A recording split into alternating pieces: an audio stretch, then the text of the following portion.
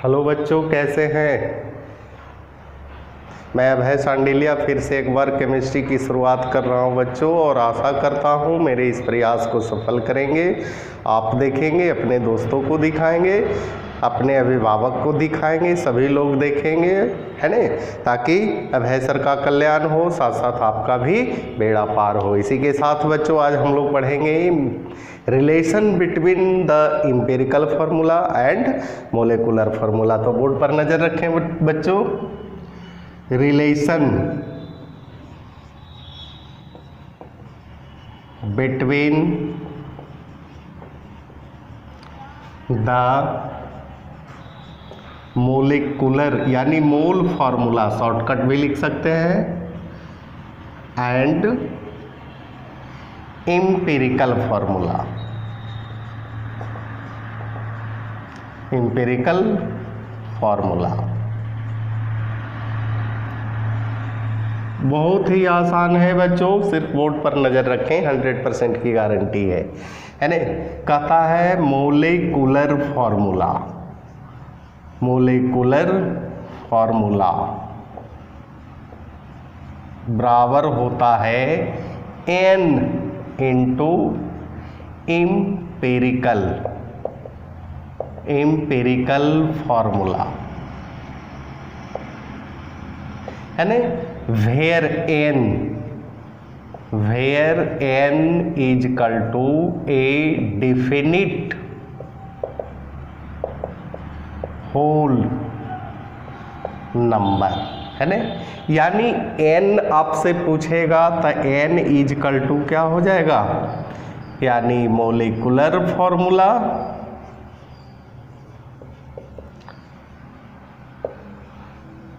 Divided by empirical formula, empirical formula. अब कहता है मोलेकुलर फार्मूला है तो उस फार्मूला का वेट होगा तो मोलेकुलर वेट, एम्पिरिकल फार्मूला है इसका वेट होगा तो एम्पिरिकल वेट। तो यहाँ लिखते हैं molecular weight divided by empirical weight, empirical wait,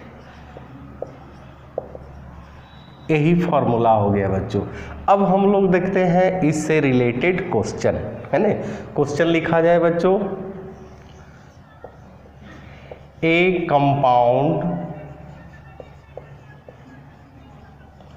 contains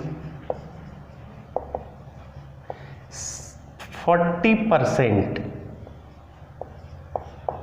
carbon, 6.67% hydrogen and rest oxygen. कहता है कि टोटल 100% में 40% कार्बन है, 6.67% हाइड्रोजन है और बाकी जो है ऑक्सीजन है। Calculate the empirical formula. यहाँ तक तो बच्चों आप लोगों को बताया गया था, पिछला वीडियो ओपन कीजिएगा, एक क्वेश्चन आपके सामने होगा, है न। अब कहता है इसी में ऐड कर दे रहे हैं, if molecular weight of compound is 60। कहता है अगर किसी कंपाउंड का मोलेकुलर वेट 60 दिया हुआ है, then calculate the molecular formula. तो कहता है मोलेकुलर फार्मूला बताइए। सबसे पहले बच्चों हम लोग एम्पिरिकल फार्मूला निकालेंगे, इसके लिए हम लोग टेबल बनाएंगे। पहला है नेम, एलिमेंट का नाम लिखेंगे, है ना, डायरेक्ट एलिमेंट लिखिए, एलिमेंट। एलिमेंट में है बच्चों कार्बन है, हाइड्रोजन है और ऑक्सीजन है ना।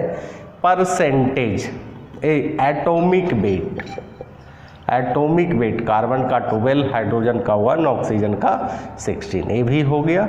इसके बाद कहता है परसेंटेज, 40% कार्बन है, 6.67% जो है हाइड्रोजन है और बाकी जो हो गया 53.33% ऑक्सीजन है।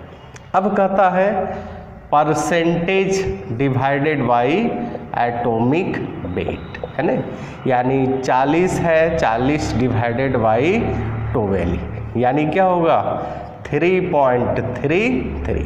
इसके बाद 6.67 है, इसमें 1 से भाग देंगे तो ये आ जाएगा 6.67%। इसके बाद है 53.33, 16 से भाग देंगे, ये भी आ जाएगा 33। अब कहता है बच्चों जो सबसे छोटा रेशियो है, सिंपलेस्ट रेशियो, उससे सभी में हम लोग डिवाइड करेंगे, यानी 3.33 डिवाइडेड बाई 3.33, ये आ गया 1। ये है 6.67 डिवाइडेड बाई 3.33, ये आ गया आपका 2। ये है 3.33 डिवाइडेड बाई 3.33, ये आ गया 1। यानी रेशियो आया कार्बन 1 है, हाइड्रोजन है, उसके बाद ऑक्सीजन है, यानी 1:2:1। एम्पिरिकल फार्मूला क्या होगा बच्चों?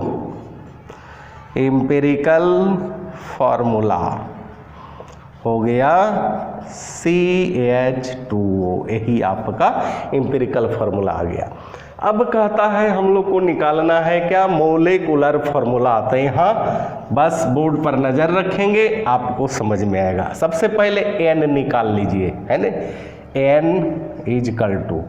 = मोलेकुलर वेट, कंपाउंड दिया हुआ है मोलेकुलर वेट 60, है ना। एम्पिरिकल वेट निकाल लेते हैं, कार्बन का 16 होता है, हाइड्रोजन का 1 होता है, तो 18 हो गया और एक 16 हो गया, है ना।